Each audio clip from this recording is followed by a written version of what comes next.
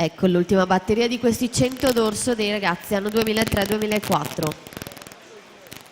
Corsia 1 Tommaso Dalla Mora, alla 2 Gabriele Bibatti, alla 3 Giacomo Salvadego, alla 4 Andrea Pestrini, alla 5 Riccardo Cendron, alla 6 Valerio Bivona, alla 7 Tommaso De Bortoli.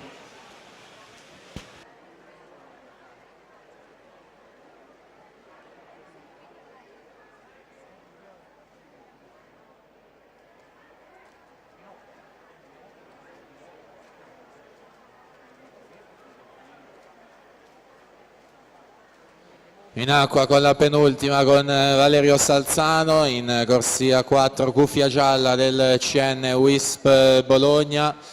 Anche questo team finale di Serie 1 nella prossima Coppa Brema. Lui è stato secondo a categoria nei 200 d'orso in vasca lunga, timbra la vittoria qui nella sua batteria dei 100 con 1-1 e 56, migliora Ortolan, quindi è questo il nuovo crono da battere.